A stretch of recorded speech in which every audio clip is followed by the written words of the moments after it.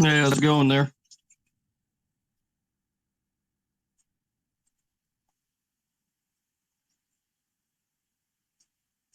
How's it going, Yasin? I hope I'm saying that right.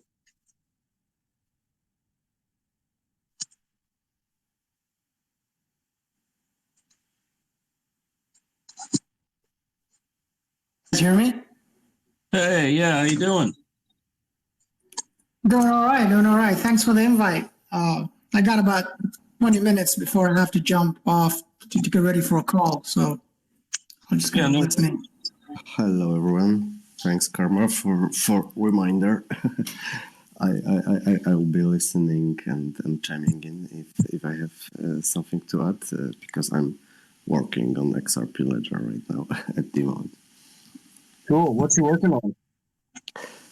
I'm working on our rewards tool for FCX coin, and it is much bigger, much bigger quest than I appreciate than I imagined, but everything is fine so far. So you will be able if you hold a trust line, you will be able to get weekly or maybe monthly loyalty reward. So I'm writing a tool to actually do That's, it.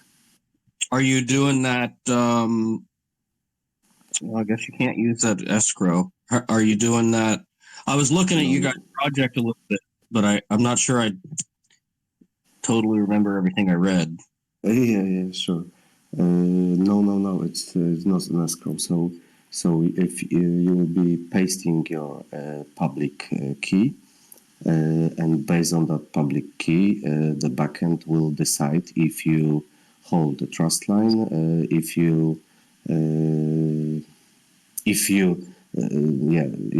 didn't get this reward yet, for us not to get bankrupt.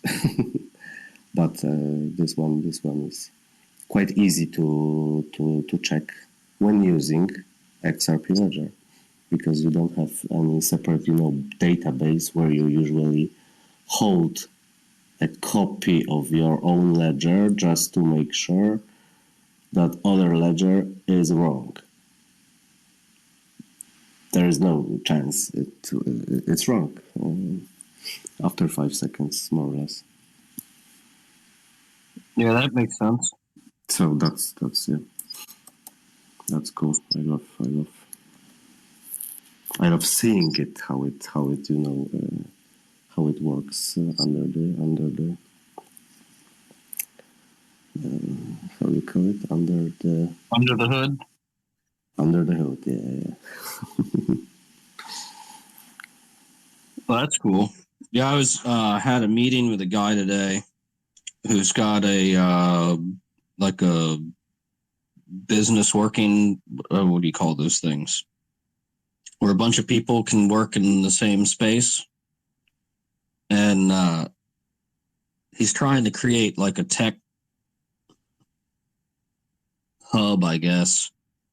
And he knows he needs to use blockchain and things, but he's not up to speed on how all this stuff works. It was an interesting meeting. I'm afraid I might end up advising the guy for, I don't know why, but Yeah. I don't know what. Guide him. Yeah, and I already warned him. I said, hey, look, man, most people are on proof of work, proof of stake, but for what he's trying to do, he's got a project specifically that he's working on. I don't want to say what he's doing, but the XRP ledger would be way better because each wallet can issue multiple assets, and then there's the order books and everything can trade, and you can make market in those assets, and that's more in line with the functionality he needs. Plus, it's just faster and everything. Mm-hmm. Yeah, I'm receiving recently for I don't know, half a year maybe, quite a lot of calls from my friends or friends, pals from other jobs about crypto, but you know what drew them in? NFTs. I didn't predict it will be such a hype, in good sense and I don't know, maybe bad sense, bad meaning of this word, but good that the adoption is, widening. The first thing they approach is Bitcoin and proof of work. But it's not bad at all. In general, people are asking questions and more interesting with each passing month. So Yeah, the NFTs thing has definitely sort of caught me off guard. Yes, me too. yes. Am I saying your name right? Or is that how you pronounce it? Because I saw your tweet about the NFTs and then the metaverse, and I think that's going to be big too. Oh yeah, it's Yassine, by the way, but you got it right. It's all right. Thank you. Yeah, me too. I'm intrigued by the metaverse sector, and I was just putting my thoughts on in that tweet where I had some biases when NFTs first came out because I'm not an artist. I thought of them as JPEGs, but then I failed to see the use case potential beyond just art pieces authentication. And so I was just trying to be conscious of that when looking at the metaverse and seeing how it's expanding in both the number of projects and the type of applications that they're targeting. Yeah, I'm in the same boat with you. I'm not exactly the most artsy guy, but I definitely have been surprised how quickly and how diverse of use cases have come up for the NFTs. And in the metaverse, I almost think it's silly for a company like a Facebook to think you're going to do a metaverse in a centralized fashion. To me, a metaverse is almost like a thing built around the blockchain or built around a blockchain. Like it does that make any sense? Or Yeah. I would add a set of blockchains, interoperable, depending on your, I don't know, bags, whatever, technology behind it. It doesn't matter. It can't be. I have the same feeling about it.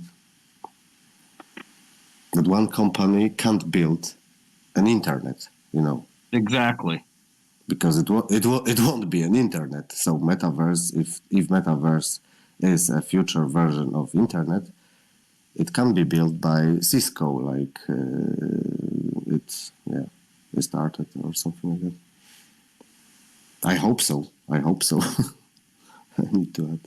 Yeah, the reason I'm bullish on metaverse, the more I read about it, is that beyond a certain age, not sure if you guys are in part of the Gen Z demographic, but if you're in your teens or early 20s, I see a lot of kids basically at home with video game metaverses, getting in, buying land, exchanging art pieces or weapons for their games. They're almost at home. It's a second nature to them. I'm way out of that demographic age-wise, unfortunately, but I can see for them as they grow older, and their own kids come into that environment, it's just going to grow, and so I'm trying to think outside of just my own experiences into what the next generation does and thinks and is used to. Thanks for a lot for your voice. Where are you from, by the way? Oh, me? I live in Texas. I'm in the U.S. Okay. Yeah, very good point. Very good point. I'm 40, so I used to be one of such guys when I was a teenager, you know, playing mood games, not metaverse. But don't know. I can't judge. Yeah, I've never really played games, but I totally see how all of this can. Has anybody looked at the Gala Games project? Because I think when they're teaming up with on the Flare network, and this whole idea of where you can take your gaming assets and make a market between games, so all the time and even possibly money you've invested in one game, and now you want to play a new game and you can kind of migrate that over. You go out, yeah. It makes all the sense. I think that's great.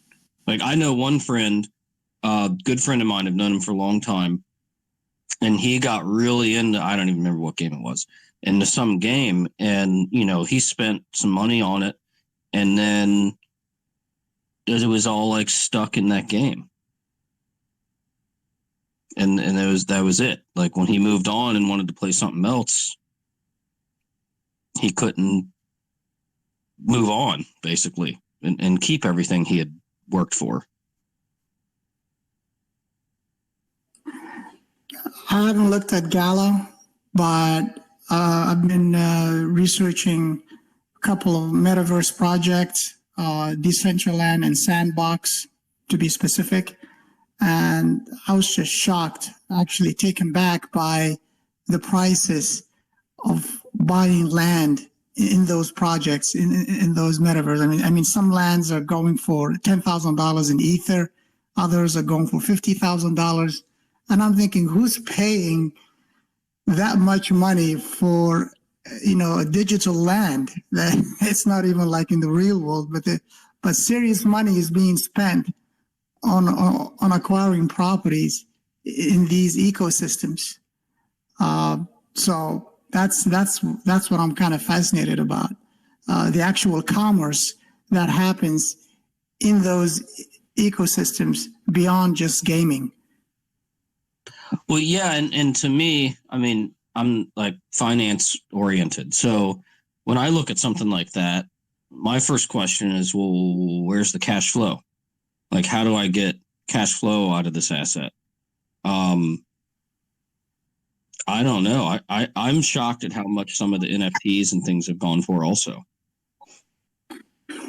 Well, I guess one of the chat forums, there was a guy that said he bought a land, and what he plans to do is build a digital strip club and charge people to come in, and in that whole environment, holographic environment, to go into strip club, and he's going to charge in Ether. So it's crazy.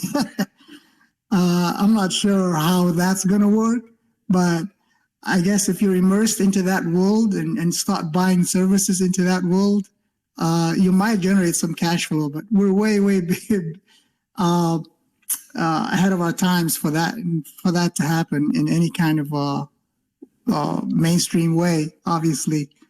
But yeah, right now people are pouring money into this, thinking that there will be actual use cases and eventual cash flows. We'll see if that pans out. But I do know they're playing on the scarcity aspect of it, where lands on Decentraland, for example, started out cheap, like maybe $10 when they first started, I think 2 or 3 years ago.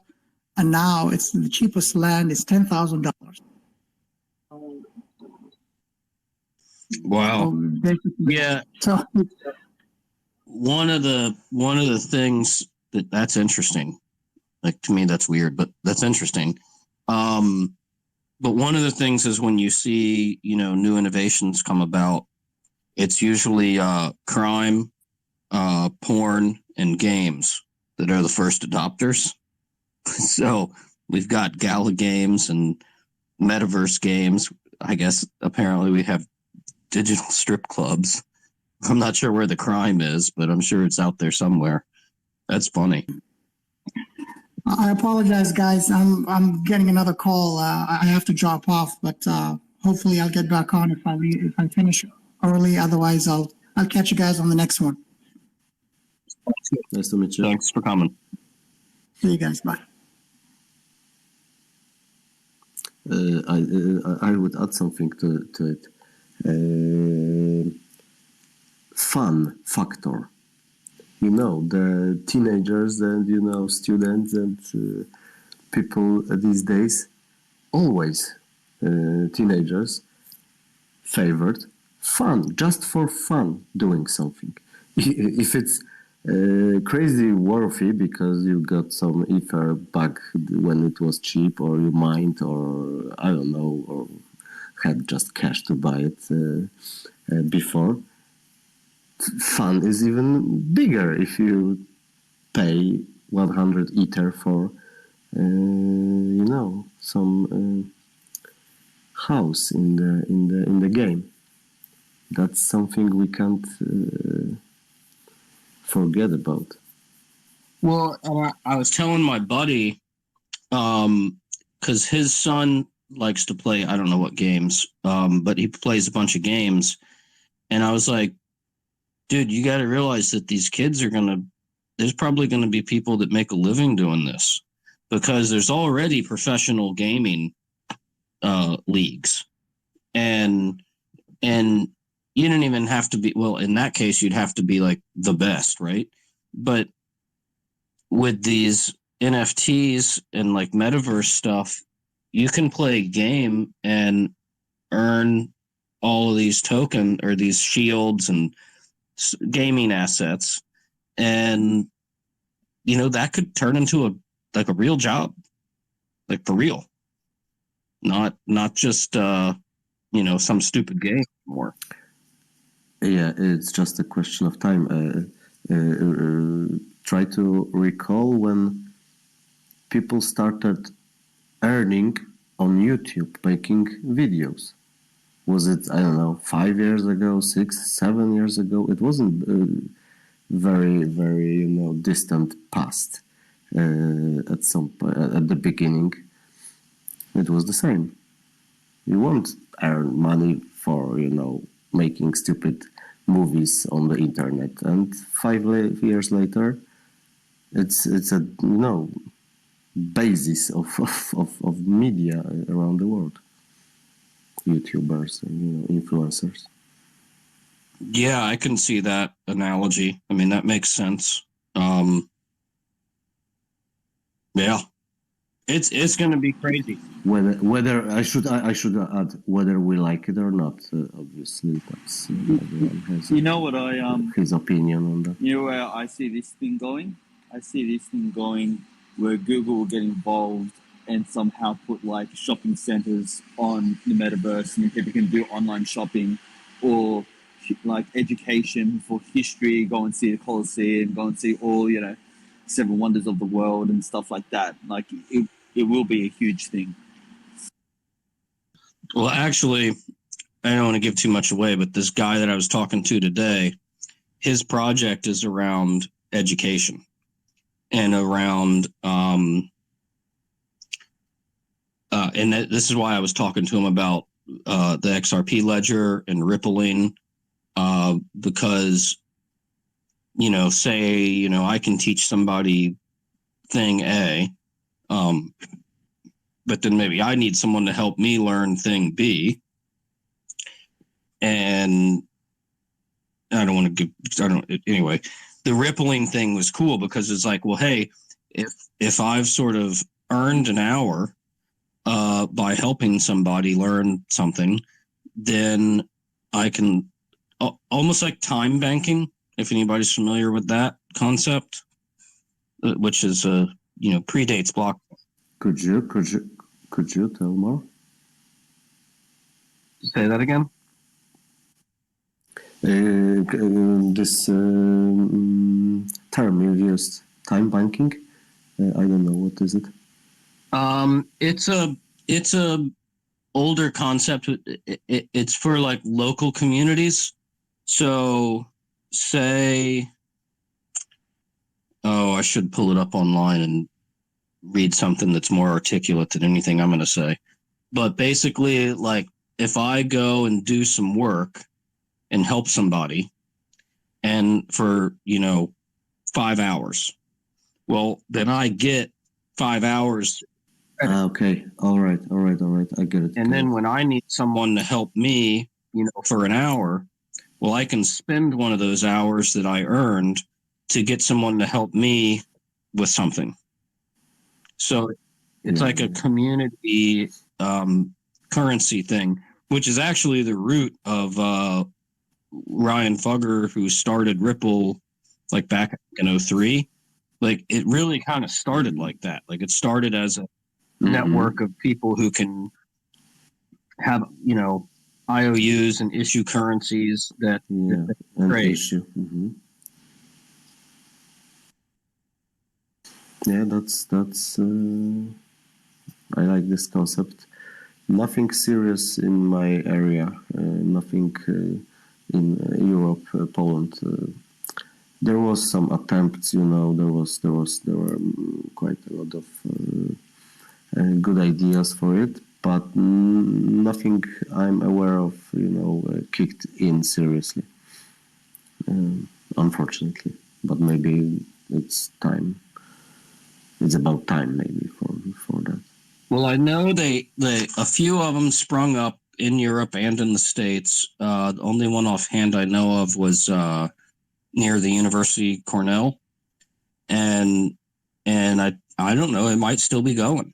It never got super popular where it was like a big thing, but you could go, say, to a business.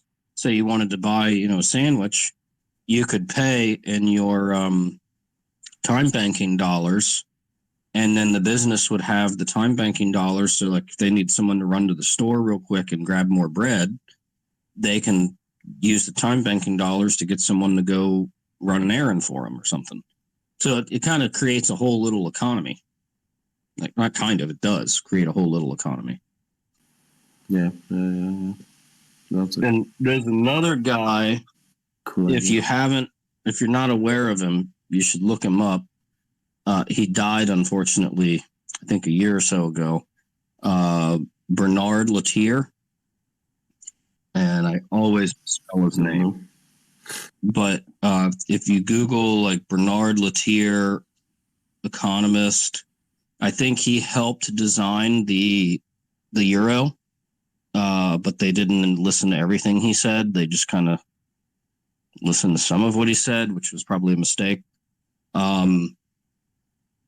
He did a whole lot of work on complementary currencies, and the time banking falls into some of that. So if you look his work up, I know the guy. I've just looked at his images. I didn't realize. Obviously, he was good. Yeah, I've read a lot of his work, and I really enjoy it. He's a good thinker.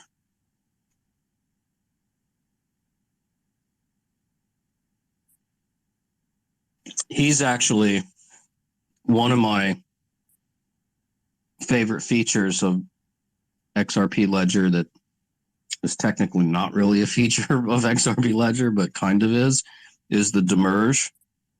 And he wrote a lot about demerge around the Egyptian currency, like before the Romans took over.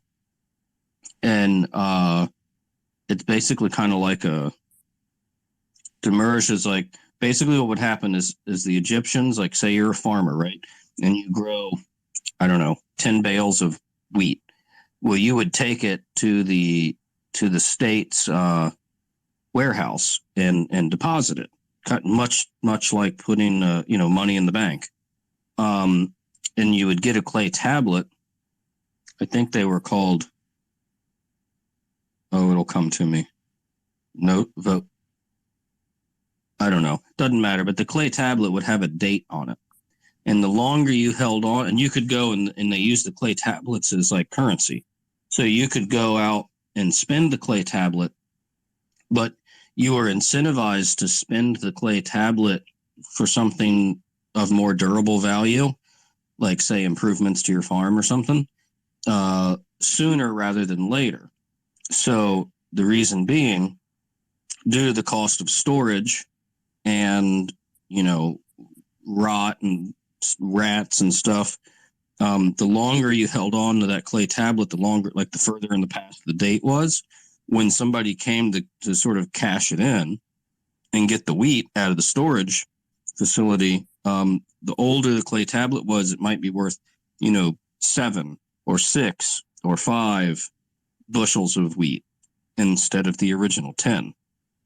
And so it was incentivized the people to not hoard currency, like versus in the modern economy, we have I guess technically we have negative real rates, so maybe we're kind of in the same situation.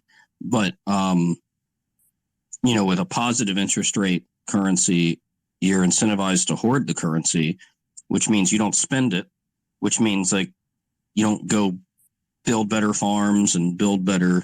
I don't know if any of that makes sense. But Bernard wrote about that a lot, and the complementary currencies, and he actually got pretty into crypto and Bitcoin before he passed.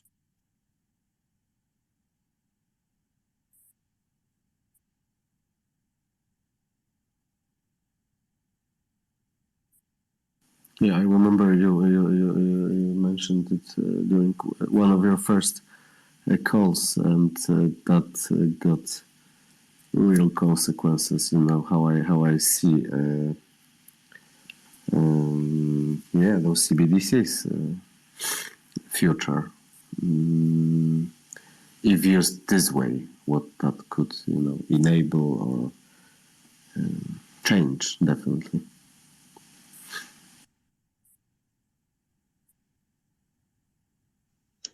Hey guys, I just think I got in at the right time.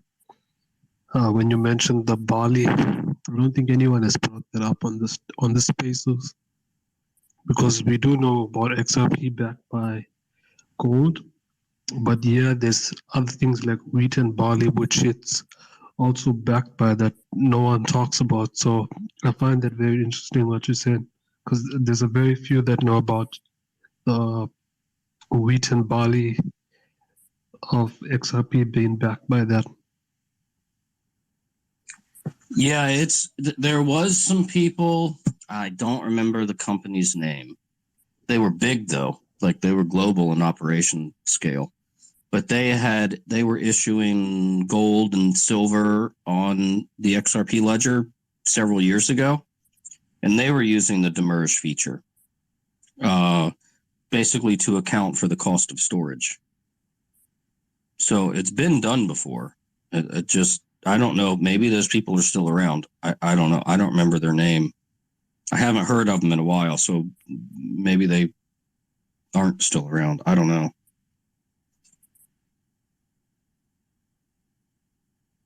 I think they're still around, because we're seeing the airdrop getting with Sologenic, which happens to be a tokenized stock market, and we know that everything's getting tokenized as well. So I feel that those people are still around, playing a bigger role when it comes to wheat and barley being a personalized tokenized stock as well, and also being in play with XRP and the XRP ledger. Do you remember their name? Not really. But the one that I've seen recently, his name is Ethan McBorrow, and they were doing the Cobalt thingy to reduce the speed of XRP in nanoseconds.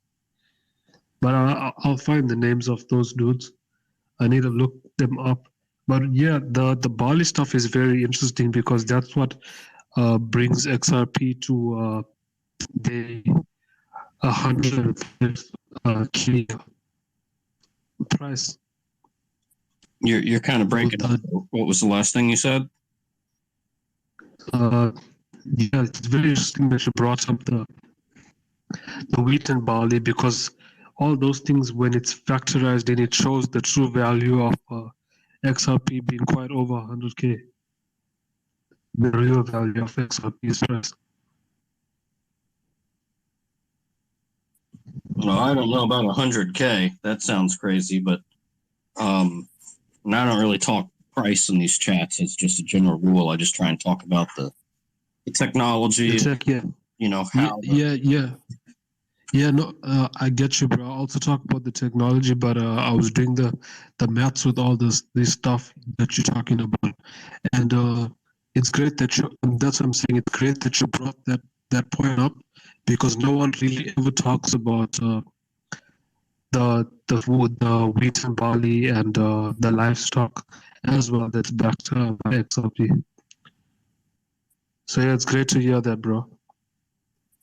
Yeah, I wish I could remember the name of what the Egyptian currency was.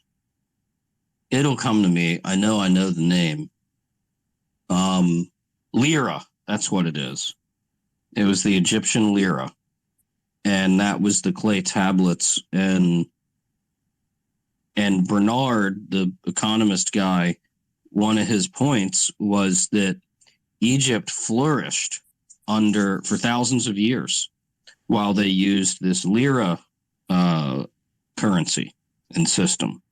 And then when the Romans came in and put in the positive interest rate sort of centralized currency, then ever since Egypt has I mean, it's not really a third world country, but it's not flourished like it did beforehand, before the Romans, basically, and before the currency changed over. Yeah, I get that point because in the biblical timeline as well, when we seen money fail the system, one of the main things that they were initially selling and they were desperately selling was wheat and barley to have like a balanced financial system. Well, yeah, at the end of the day, or beginning and end of the day, the clay tablets were backed by the wheat and barley that the farmers grew. And you had the Egyptian state running the warehouses so that you could make it through famine times. So that added some, stability for through a drought. And so the wheat and barley and the storage of the wheat and barley was really the basis for the whole monetary system.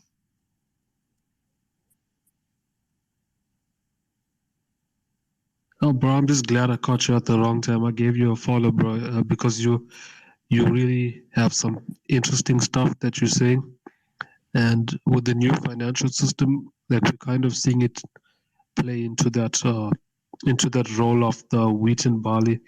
And like with the supply management, where do you see it going now? Because we do see the food chain on a bolstering, skyrocketing inflation levels. Well, I have a couple thoughts there. I think just before you popped on, we were talking about the NFTs and the gaming and how that can monetize some of the efforts that people put in to play in these games and earning these digital assets within the game. That's interesting. And then, what was my other thought? I don't know. It'll come back to me. I don't know. Give me a second. No problem, bro.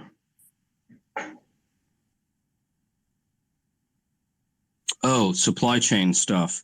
I do think that blockchains are particularly good tool for tracking and maintaining accounting for supply chains.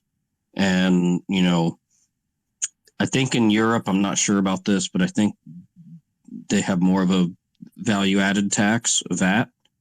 And I can see blockchains working very nicely with that sort of tax. Because if you think about it, your supply chain is like a chain of economic activity, of value adding. Like I run a factory, I bring in some rubber, I bring in some metal, I spin out a car, right? I created some value by turning that into a car, but some other people did some value creation by making the rubber and the metal. And I think the supply chain or the blockchains can be a very useful tool in accounting for all of that. And then pretty much all tax code is an economic system. So if you make an economic gain, then you can end up owing some taxes. Yeah, it's interesting that you brought the gaming stuff is kind of getting big as well, because Ripple has something that they're working on. It's called ripplebank.com. It's like a World Warcraft kind of game where you earn rewards with the BRP token. And then another interesting thing with NFTs that's going on is the sports world that's coming into play is these athletes that perform, the NFTs are based in real time. So whatever the performance is, it increases and decreases the value of the NFT based on their real time performance. Hey, that's interesting. I hadn't really thought about that, but to take it instead of real time, what if you make it future? And what if like you had an NFT where, what's the guy, Tom Brady? Didn't he throw 3,000th home run or not home run, touchdown or something? Like, what if he could have pre-sold an NFT for, whenever he scored that 3,000th touchdown? You could have like stuff that haven't existed yet. 100%. The football I'm talking about is more the soccer side. All right, guys, mind blown right now. Thanks.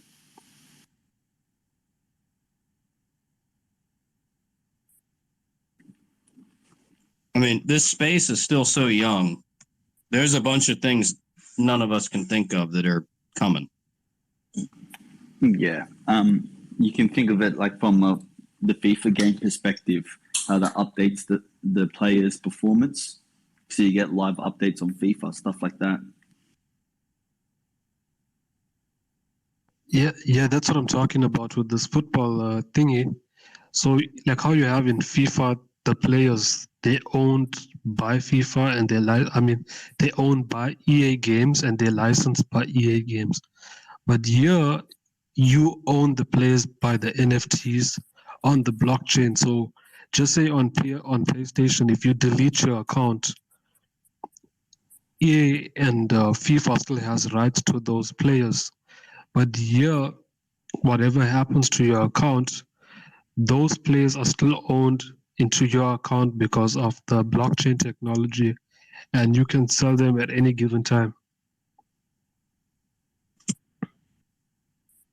If you think about it,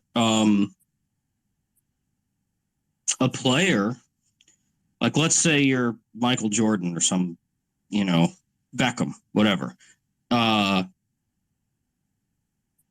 Beckham could like issue the NFT right. So the NFT rights to I guess to his name, or I'm not sure what would back the NFT, but to multiple games. And it could really, instead of having these players, which in some cases kind of end up as, I don't like to use the analogy, but, they're basically like traded like slaves, and, put them in charge of their own reputation and like performance stat, whatever. And they could almost license those out to various games so that you don't have one EA Sports that like owns everything. The players can, and if EA Sports, if they don't like it, the player could like pull back from EA Sports and go to a different gaming company. Does that make any sense? Yeah, agreed, 100%. Very cool. Yeah. And So just to bring this back, I think X was part of this chat yesterday where a gentleman came in. I'm not going to say his name or what business or company he said he worked for, but he brought the attention of Bank of Ireland. There's an article just out that Bank of Ireland and Deloitte announced a blockchain proof of concept focused on trade reporting, and it doesn't say which blockchain they're using, but I believe Deloitte has used or partnered with Ripple in the past. So there's a good chance that the Bank of Ireland would be using XRP/Ripple. I mean, I could see that. I don't. And this is my personal opinion. I don't see why you would use any proof of work or proof of stake when there's the XRP ledger. And I'm saying that as a financial engineer. There was also a chance of using HBAR between HBAR and Ripple, but considering Deloitte's partnerships in the past with Ripple, there's a good leaning towards the Ripple side. That's interesting. So that's not for like a CBDC, or is it? No. Maybe actually, I didn't have time to read the full article. I'll give it a read, but if you want to Google Bank of Ireland and Deloitte in blockchain, it will pop up most definitely. I think it's more based towards CBDC. Like we're seeing the digital pound that's going with the Quant, Electronium, and Ripple to make the pound CBDC. So I think, there's a great chance of Ireland doing that.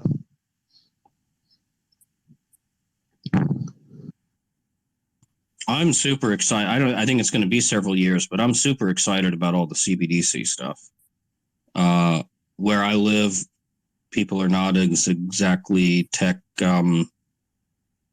savvy or what have you, and people are all concerned when I bring this stuff up and like, oh, it's just the government going to track you. And I'm like, yeah, but we can help, make money better if we digitize it, and it's going to get digitized, in my opinion, period, whether anybody likes it or not.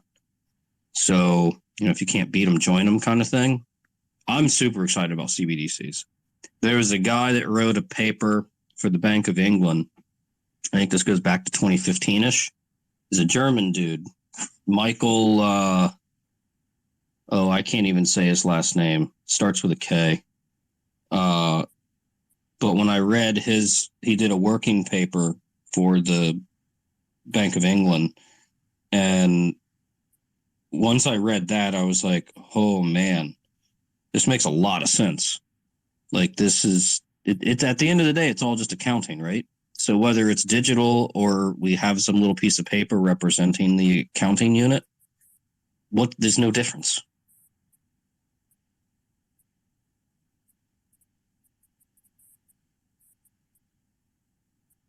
And I guess the trick is with blockchain, instead of a piece of paper, you have, a digital asset representing the accounting unit. That's really the only difference. But functionally, it's the same thing. It's just a liability on the central bank's balance sheet. It's not a big deal. It's nothing new.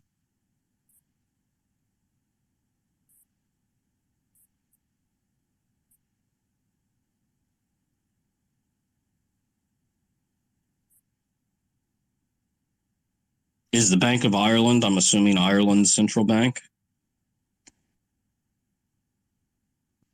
I think it's Ireland Central Bank, because isn't they with the UK they like the head, and then it's the UK.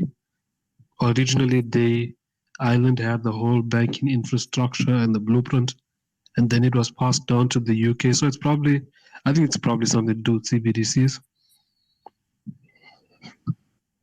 Well, and this question doesn't really have anything to do with blockchain, but isn't there a big thing where a bunch of companies run a subsidiary through Ireland for some sort of taxation reason? Yes, that's why I'm going with the CBDCs, because that's where I think most of these banking elites are based in Ireland, and That changes everything. Sorry for interruption. I know a lot of companies which do that exactly via Ireland. I didn't connect those two dots. This is very important. If CBDCs would be, accepted in Ireland and let the money flow from US, which usually it's counterparty, that would be big, definitely. Much bigger than only Ireland, with all the honors for Irish, people and Ireland, but it's a gateway to Europe, financial and tax gateway. Is Ireland? Oh, I'm going to sound stupid, but is Ireland part of like the UK, or are they their own monetary authority? And are they part of the European Union? I don't know any of those questions.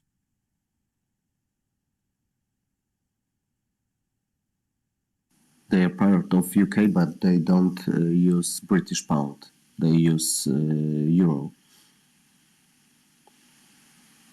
Huh. So that's that. Right now there is a Brexit, which isn't, So the British pound was all the time in circulation because that was the only country from main countries of European Union. But the British pound is also working on digital pound, by the way. Yeah, the Bank of England has been a thought leader in the CBDC arena. The Bank of England has been like definitely a leader. So I would not be surprised if I think the European Union or the ECB, I mean, I don't know. I haven't kept up to speed on it totally, but I think the ECB is basically kind of following the thought leadership of the Bank of England in terms of CBDC talk. And don't forget that previous CEO of International Monetary Fund, IMF, was Christine Lagarde, who then got ahead on ECB, European Central Bank. Yeah. So add City of London to it, and yeah, the rest is, for me, it's obvious somehow. Xanon, you want to say something? Yeah, I'm just thinking, we're talking about these two connections, and we always mention how the NSA used to be a part of blockchain in the early developments. But now when we're looking at Ireland, we got to think behind the NSA, because this is where the Interpol now steps in. And where do we see the Interpol playing in with crypto and blockchain technology with CBDCs? I'm not sure. I've heard of Interpol, but I'd be lying if I said I could tell you what it is. I know it's some international something or another. So, like, what from my understanding of the Interpol is they like how you get the NSA, but they like a higher thought. They can literally walk into other countries without having that jurisdictions around them. What is their purpose? Is it like law enforcement or tax enforcement or digital like W3C type stuff? It's more law enforcement.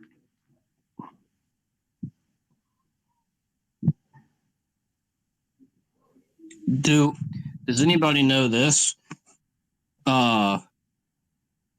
Where the major data cables go across the Atlantic, do they come into Ireland? I think some go into France or Spain. But do they come into Ireland like before they hit the UK? Very good question. I don't know. I think I would say it goes to Portsmouth in England, but no, just a random thought. Since you know most of the U.S. corporations, IT corporations, have Ireland as their main hub for servers, cloud providers, and so on. Because I can see those AWS or Google Cloud sites, locations. Ireland is usually there, but I don't know if it's the first connector. No idea.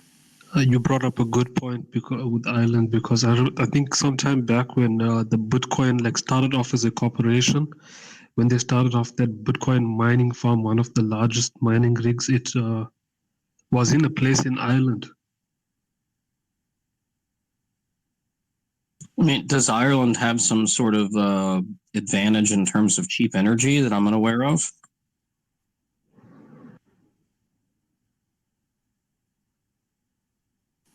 No, don't know, but I wouldn't say something spectacular. Because I know a bunch of the big tech companies and other industries as well that are multinational corporations use Ireland, but my understanding was it was mostly the motivation was mostly around like tax haven type stuff.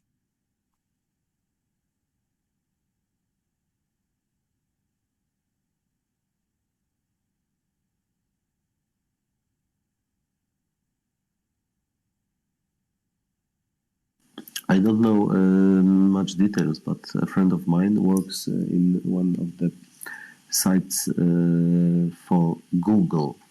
There are a lot of accountants, mostly female, working. He's a guy behind hardware service, for all the workers and so on. But he is hired by some. I obviously don't remember the company name, which is based in Ireland. So this company is proxying, employment of those people who are working for Google client, and not, obviously tax optimizations at some point. But I wonder how broad this process is. Man, when all of this Internet of Value stuff happens and hits whatever, I don't even know how you would define maturity. It's going to have a big impact on a lot of this tax stuff. I was talking with a gentleman the other day, and who's working on some I'll just call it interledger protocol stuff. And we were discussing the difference between clearing and settlement.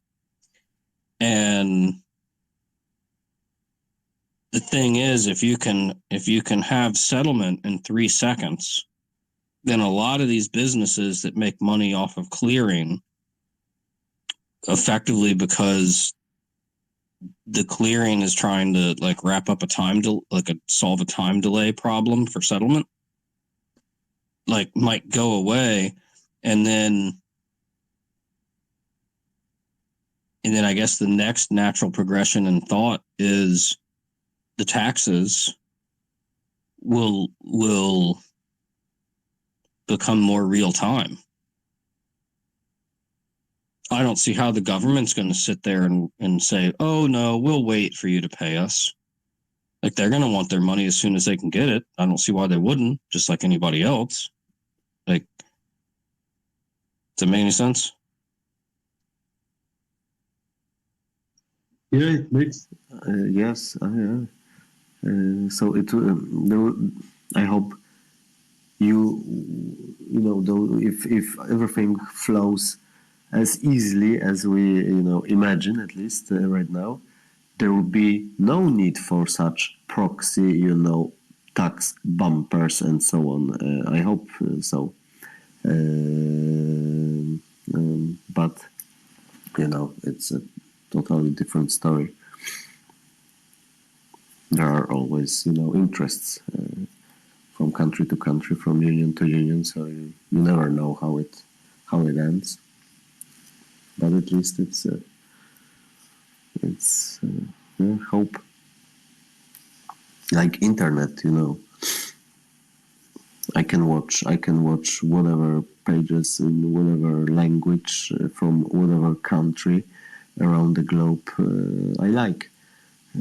That changed everything. So maybe this next step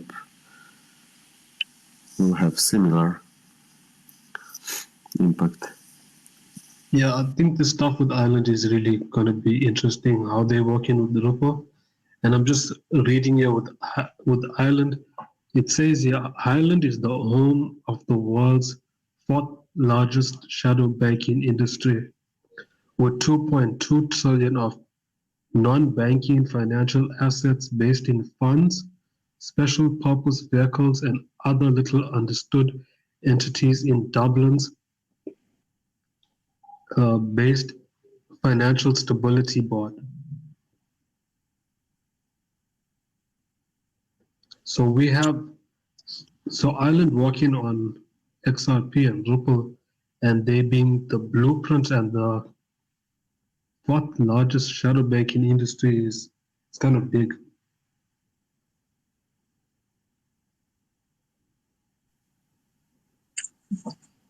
Hello guys. I listen you and I think about taxes. This is a much reason that CBDC is for that. That will be a programming money, so they could take taxes with no problems.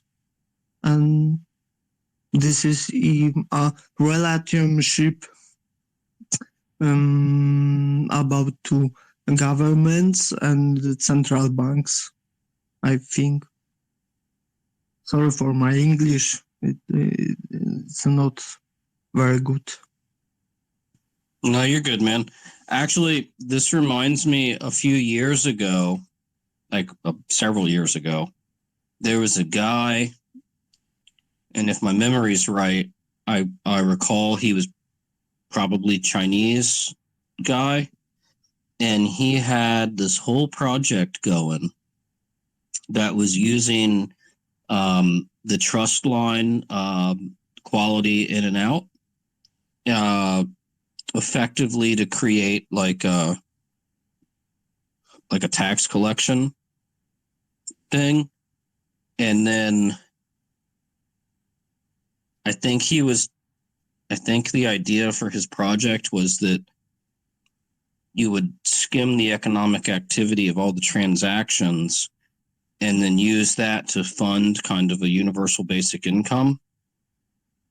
I don't think the project went anywhere, but it was a really interesting use of trust lines and quality in out and all of that stuff.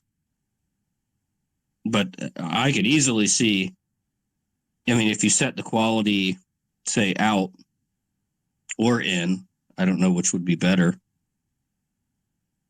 And then that could be like a tax collection methodology. I don't know. I think that project's dead anyway, so.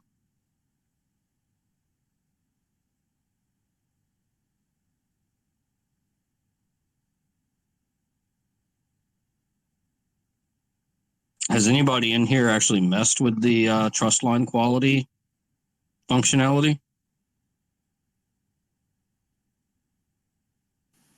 Nope.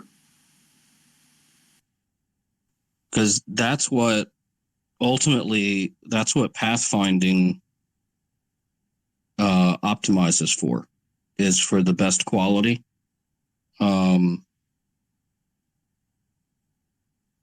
And it hits order books also, but it's looking at the quality of the throughput on the order book. So it's a pretty critical concept to understand in terms of XRP Ledger. Like the quality of a path, end to end. So how it's counted? This quality. The thinner the order books are, the better, I guess. Not thinner in terms of volume, but as close to the current price. Don't have a word for that. I'm not an expert, but so quality in and out is a per trust line setting, and it's percentage. So like if you wanted to, like say you wanted to make like a basic simple market maker between two issued assets, you could just set a trust line to each asset and make the let's say you wanted a 1% spread, and you would make the quality out 99%. So when $1 comes into your wallet and it ripples through and goes to the other wallet, you get a penny left over. So there's that. And then on the order books, I believe quality is boiled down to the spread. So between the best bid and the best ask, whatever that spread is, and then pathfinding effectively looks for the cheapest. Like if I'm going to send $1, I want as much of that dollar to show up from point A to point B. And so it kind of looks at which path is going to send the maximum amount of that dollar from point A to point B without getting chewed up by either a spread or a trust line quality, like fee, basically.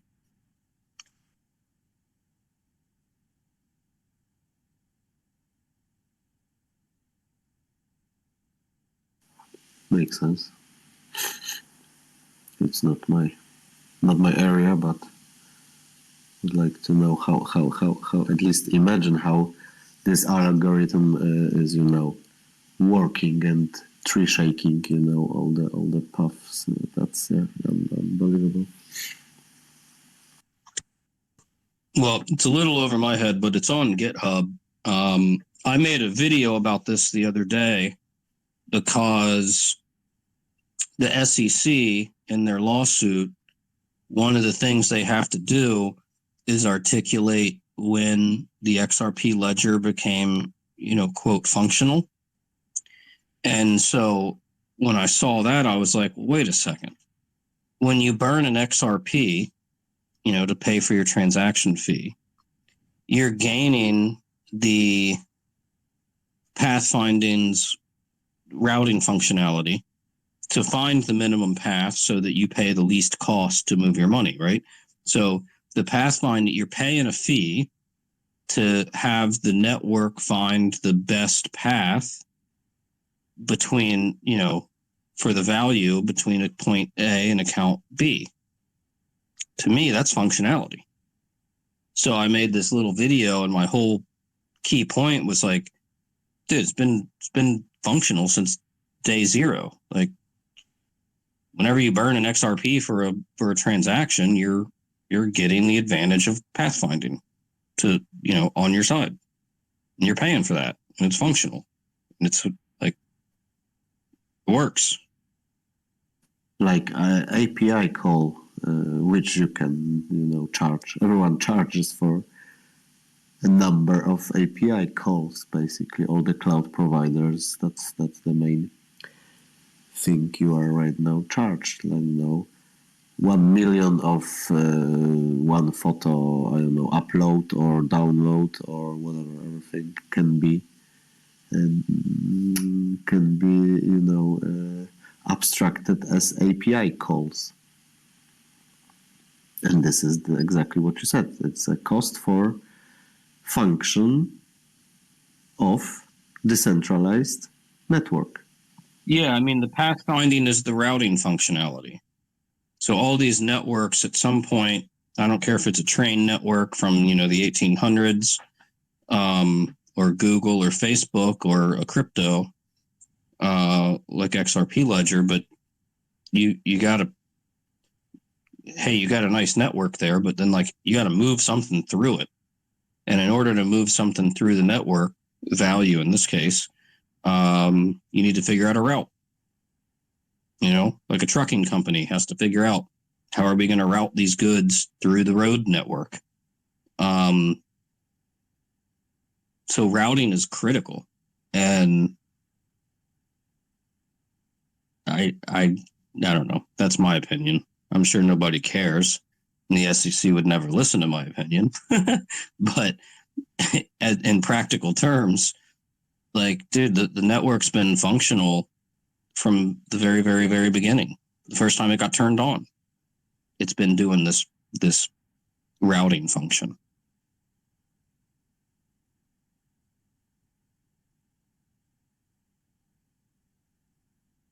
And you gave me another idea with the APIs and stuff. So my little software company, we use a lot of telecom APIs, and they're fractions of a penny that I pay per API call. And I think when we see, maybe this would be like a metric to claim that the Internet of Value is mature, but when we start seeing a bunch of APIs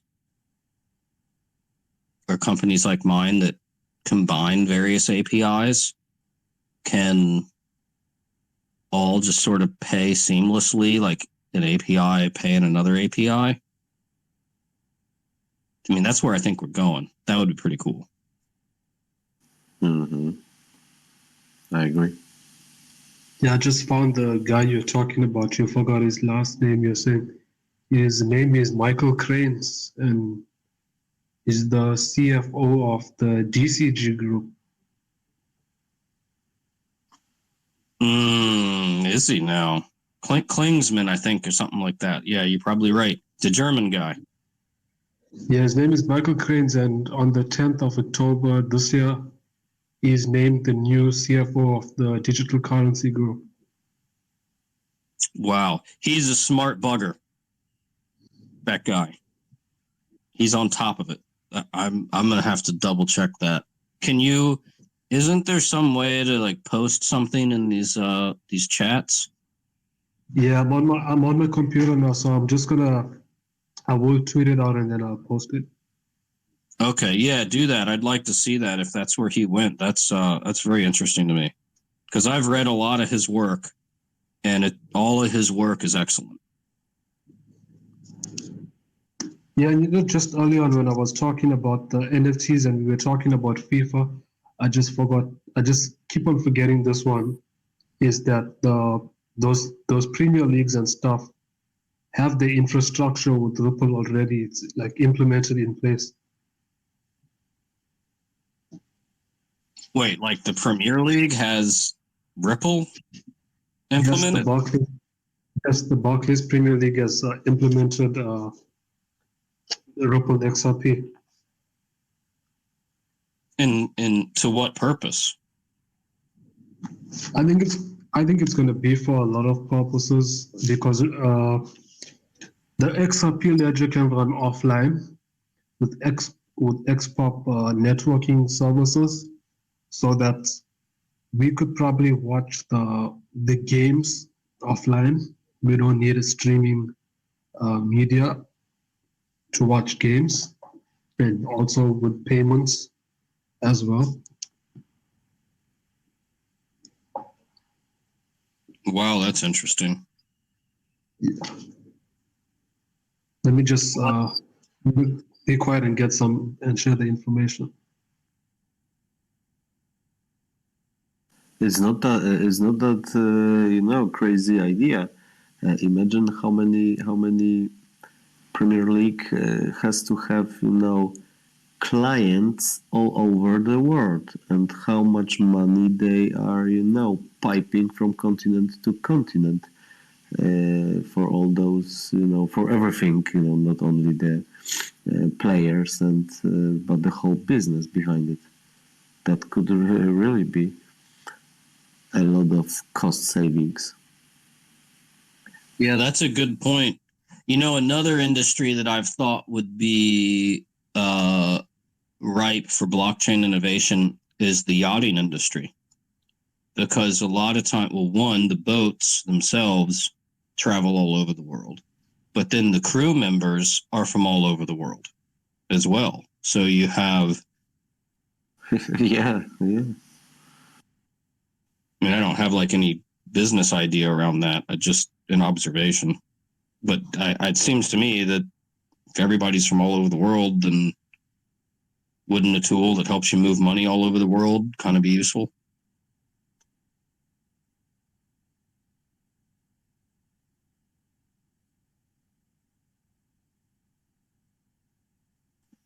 Well, hey guys, I'm going to probably call this one quits for the day. Unless there's somebody has like a specific question or something. I'm getting tired, honestly. I've had a long day. Been up early.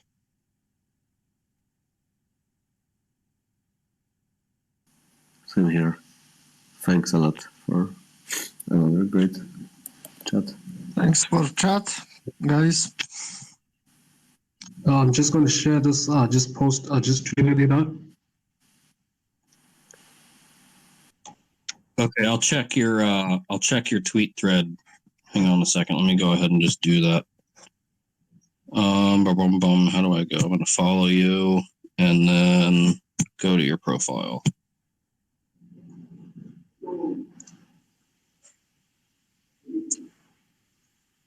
I'm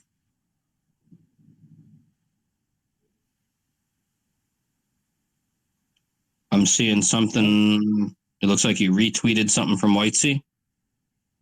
It's called. You'd say it's Michael Crane's named new CFO.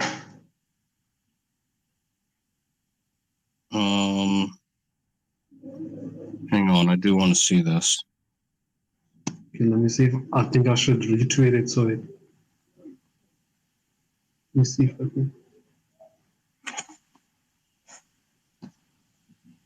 Because that guy's, man, he's really good.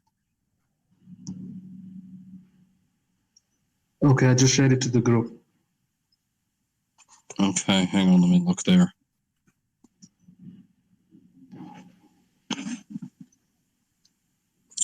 I think this is a different guy.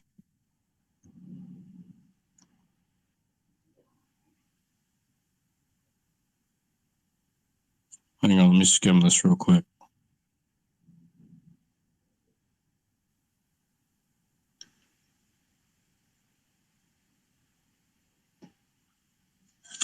Hold on a second. Before I hang up on this thing, let me jump on my computer here. This guy's the guy I'm talking about who wrote the CBDC work for the Bank of England. His last name was like Crumph or something weird.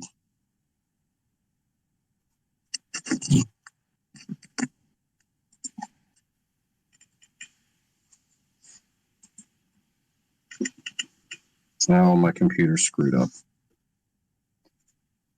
Oh, okay, never mind. Let me try it on my phone. I think this is a different guy.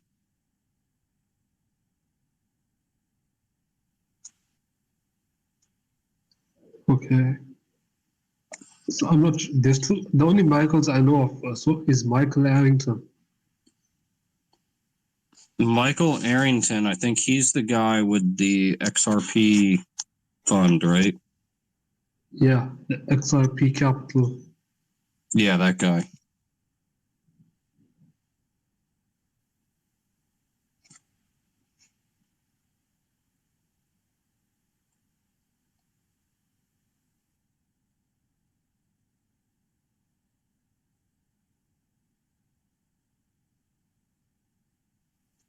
Hang on a second. I'm Googling on my phone.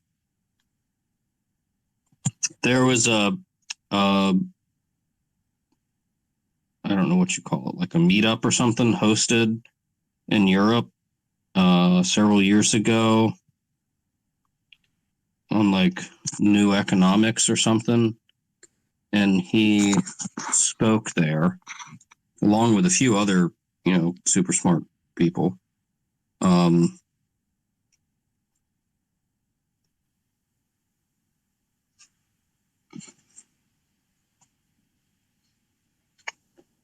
Oh, geez, I'm not going to be able to find it. Every time I go looking for this guy, I have a hard time finding him.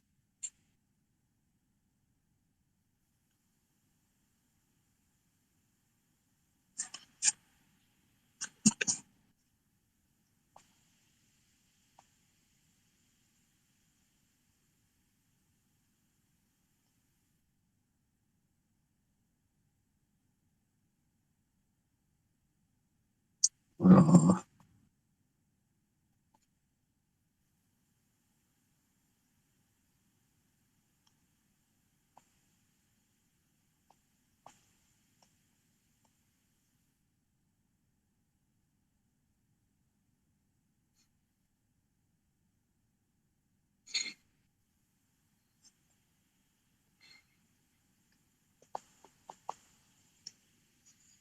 I have his paper downloaded somewhere.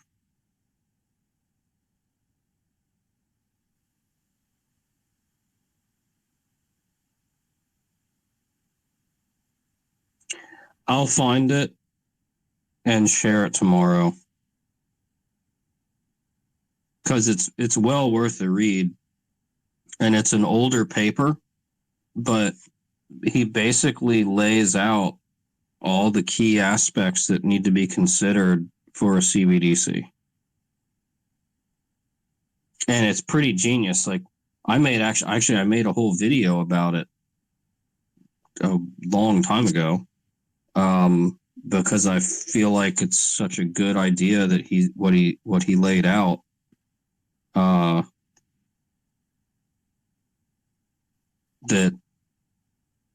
the way it balances everything,